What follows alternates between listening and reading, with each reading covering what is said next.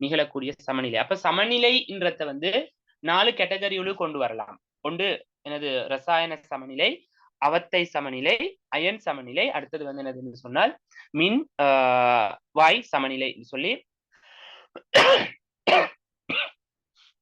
4ஆக என்ன செய்யலாம் என்றால் எங்களுக்கு எடுத்துட்டு வரலாம். இதுல உங்களுக்கு தெரியணும் என்னது என்றால் எங்களோட பாடத்தை பொறுத்த மட்டும் இந்த சமநிலை, அதாவது ஃபர்ஸ்ட் 3 சொன்ன சமநிலை 12வது யூனிட்டுக்குரிய இந்த சமநிலை பகுதியில 7 MCQ கேள்வி வரும். 7 MCQ கேள்வி வரும். ஒரு ஸ்ட்ரக்சர் அல்லது ஸ்ட்ரக்சர்ல வந்து இப்படிதான் உங்களோட கேசஸ் கைனடிக்ஸ் மாறி வரலாம், இல்லாட்டி சமநிலைக்குரிய பகுதியில ஏதாவது ஒன்று வரையலாம் ஸ்ட்ரக்சர்ல. இல்ல அப்படின்னு சொன்னால் அங்கல எஸ்ஏல 2 எஸ்ஏயுமே சமநிலையாக இருக்கலாம், இல்லாட்டி வந்து எஸ்ஏல ஒரு பகுதி வந்து இது கேசஸ் எனர்ஜெட்டிக்ஸுக்குரிய ஒரு பகுதியாக இருக்கும், இல்லாட்டி ஒரு எஸ்ஏ கேசஸ் எனர்ஜெட்டிக்ஸ்க்குரியதா இருக்கும். மற்றது வந்து என்னது அப்படின்னு சொன்னால் சமநிலைக்குரிய பகுதியாக இருக்கும். அப்ப நீங்க பாத்தீங்கன்னு சொன்னால் இங்க நாங்க ஸ்ட்ரக்சர் எடுத்துக்கொள்வோம், எங்களுக்கு 100 மார்க்ஸுக்குரிய ஒரு பகுதி. அடுத்தது வந்து எஸ்ஏல வந்து 150 மார்க்ஸுக்குரிய ஒரு பார்ட். அப்ப மொத்தம் இன்னைக்கு 250 நீங்க 20ஆல பிரிச்சீங்கன்னு சொன்னால் இங்க வரும் 12.5 12.5ம் 7ம் கிட்டத்தட்ட 19.5 20% எங்களோட பேப்பர்ல எதுன்னு சொன்னால் சமநிலைக்குரிய பார்ட். சரியா? 20% வந்து என்னோட பேப்பர்ல வந்து என்னது சமநிலைக்குரிய பகுதியாக காணப்படும். அப்ப முக்கியமான ஒரு பகுதி உங்களோட இதுல, அதாவது பேப்பரோட ஸ்ட்ரக்சர், அதுக்கப்புறம் எஸ்ஏட பி பார்ட்ல நீங்க 3 கேள்வி இருக்குது. 3 கேள்வியில 2 கேள்வி சாய்ஸ் பண்ணி செய்யத்தான் வேணும். அதுல வந்து 1வது 5வது கேள்வி கேசஸ் அல்லது எனர்ஜெட்டிக்ஸ் அல்லது சமநிலையாக இருக்கும். 2வது கேள்வி சமநிலைக்குரிய பகுதியாகத்தான் இருக்கும். 3வது கேள்வி வந்து எலக்ட்ரோ கெமிஸ்ட்ரியும் இனோர்கானிக்குமாக இருக்கும். அப்ப இனோர்கானிக் எலக்ட்ரோ கெமிஸ்ட்ரி செய்யல அப்படின்னா நீங்கள 2 கேள்வி வந்து இந்த பிசிக்கல்ல இருந்து தான் என்ன செய்யணும் என்றால் எடுத்து செய்ய வேண்டி வரும். அதனால ஆக முக்கியமான பகுதி, உண்மையிலேயே ஆக சிம்பிளான பகுதி லேசி. சமநிலை வந்து லேசி என்னதுன்னு சொன்னால் உங்களுக்கு இங்க இருக்கிறது வந்து ஒரே விஷயங்கள் தான் சமநிலைக்குள்ள வரப்போகுது. சமநிலையில வந்து சமநிலை மாறிலிகளை பத்தி தான் நாங்க கூடுதலாக பார்த்துட்டு போவோம். ஒவ்வொரு விதமான சமநிலையிலையும் செல்வாக்கு உள்வாங்கு வார சமநிலை மாறிலிகளை பத்தி பார்ப்போம். எல்லா சமநிலை மாறிலிகளும் ஒரே ஃபார்மட்ல தான் நாங்க எழுதுவோம். சரியா? அப்ப இன்னைக்கு ஒரு கிட்டத்தட்ட ஒரு 4-5 சமநிலைகள் இருக்குது. ஒன்று வந்து என்னது அப்படின்னு சொன்னால் கேசி என்ற ஒரு சமநிலை மாறிலி இருக்குது, கேபி என்ற ஒரு சமநிலை மாறிலி இருக்குது, கே டபிள்யூ சொல்லக்கூடிய சமநிலை மாறிலி இருக்குது, அதே மாதிரி கே எஸ்பி என்று சொல்லக்கூடிய சமநிலை மாறிலி, கேஏ கேபி எல்லாம் ஒரு மாதிரி தான் வரும். வரக்கூடிய அமைப்புல வாரதுதான் இங்க இருக்கிற சமநிலைன்னு சொல்றது. ஓகே, இப்ப நாங்க பாடத்துளுக்கு வருவோம். முதலாவது உங்களுக்கு சமநிலை தொகுதி என்று சொன்னால் என்ன அப்படின்றது தெரியணும். சமநிலை என்றால் என்ன, சமநிலை தொகுதி என்று சொன்னால் என்ன அப்படின்றது தெரியணும். ஒரு மூடிய ஒரு தொகுதிக்குள்ள, ஒரு மூடிய தொகுதி, ஒரு மூடிய ஒரு குடுவை அல்லது ஒரு மூடிய ஒரு பாத்திரம் என்றுங்க.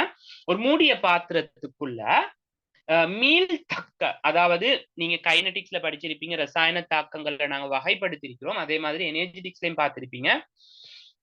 சில செயல்முறைகள் மீளக்கூடிய செயல்முறைகளாக இருக்கும். அந்த மாதிரி ஒரு மூடிய தொகுதியில மீள்தக்க ரசாயன தொகுதியில ஒரு குறித்த ஒரு வெப்பநிலையில முத்தாக்கம், அதே மாதிரி பித்தாக்கம். அது என்னது முத்தாக்கம் பித்தாக்கம்டா, உதாரணத்துக்கு கவனிங்க. ஏயும் பியும் சேர்ந்து என்ன உருவாக்குதுன்னா சி உருவாக்குதுன்றது. இது ஏயும் பியும் சேர்ந்து சி உருவாகிற மாதிரி சி பிரிகை அடைஞ்சு ஏபி உருவாகிறதுன்றது வந்து 2 பக்கமும் நிகழக்கூடிய ஒரு தாக்கம். இதைத்தான் சொல்லுவோம் என்னதுன்னு சொன்னால் மீளும் தாக்கம் என்று சொல்லி நாங்க சொல்லுவோம். இது சொல்லுவோம் என்னது மீளும் தாக்கம். இந்த மீளும் தாக்கத்துல இதை சொல்லுவோம் நாங்க முட்டாக்கம், அதாவது தாக்கம் ஃபார்வர்டுன்னு எடுக்கிறேன். இது வந்து ரிவர்ஸ், இது ரிவர்ஸ் தாக்கம், இது முட்டாக்கம். இங்க நடக்கிறது வந்து என்னது பித்தாக்கம். அப்ப சமநிலை என்று சொல்றது ஒரு மீளக்கூடிய ஒரு தாக்கத்துல முட்டாக்க வீதமும் பித்தாக்க வீதமும், அல்லது சொல்லுவோம் எப்படின்னு சொன்னால் முட்டாக்கத்திட வேகமும் பித்தாக்கத்திட வேகமும் சமனாகிற ஒரு சந்தர்ப்பம் உண்டு வரும். ஒரு மீளக்கூடிய தொகுதியில முட்டாக்கத்திட வேகமும் பித்தாக்கத்திட வேகமும் சமனாகக்கூடிய ஒரு சந்தர்ப்பம் வரும். அந்த சந்தர்ப்பத்துல அந்த தொகுதியை நாங்க சொல்லுவோம் சமநிலை தொகுதி அப்படின்னு சொல்லுவோம். அந்த சந்தர்ப்பத்துல என்னன்னு சொல்லுவாங்க, சமநிலை தொகுதி அப்படின்னு சொல்லி நாங்க என்ன செய்வோம்னு சொன்னா சொல்லுவோம். அப்ப ஒரு மூடிய மீள்தாக்க ரசாயன தொகுதியில முத்தாக்கமும் பித்தாக்கமும் நடைபெற்று கொண்டிருக்கும், தாக்கம் நடந்து கொண்டிருக்கும். ஆனா நேரத்தோட என்ன செய்யும் என்று சொன்னால் தாக்கி விளைவுகளினுடைய செறிவுல மாற்றம் ஏற்படாது. தாக்கம் நடக்கும். ஏயும் பியும் சேர்ந்து சியை உருவாக்குற அதே வேளை சி பிரிகை அடைஞ்சு ஏபியை உருவாக்கி தாக்கம் நடந்து கொண்டு இருக்கும். ஆனா ஏட செறிவுலையும் மாறாது, பீட செறிவுலையும் மாற்றம் ஏற்படாது, சீட செறிவுலையும் மாற்றம் ஏற்படாது. சமநிலை செறிவுகள் என்ன செய்யறல்ல, மாறுறது இல்ல. சரியா? சமநிலை குழம்பாத வரைக்கும் அந்த சமநிலை செறிவுகள் என்ன செய்யாது என்றால் மாற்றம் அடையாது. சரியா? ஓகே. அதாவது முட்டாக்கத்திர வேகம் பித்தாக்கத்திர வேகம் சமனாக காணப்படுறதுனால அங்க வந்து என்ன செய்யாது, சமநிலையில தாக்கி விளைவுகளினுடைய செறிவுகள் என்ன செய்யாது, மாற்றம் அடையாது. சரியா? ஓகே. இப்ப சமநிலை தொகுதியில தாக்கி விளைவுகளினுடைய செறிவு மாறக்கூடிய அமைப்புல காட்டக்கூடிய 3 வரைப்புகள் நாங்க பார்த்தோம் என்றால், இதுல முதலாவது வரைப்பு கவனிங்க. நான் இந்த வரைப்புகளை நிறுவி எடுப்போம் பின்னுக்கு. இப்ப கவனிங்க. தாக்கத்துல நான் எடுக்கிறேன். என்ன தாக்கம் என்றால் இது எடுப்போம்.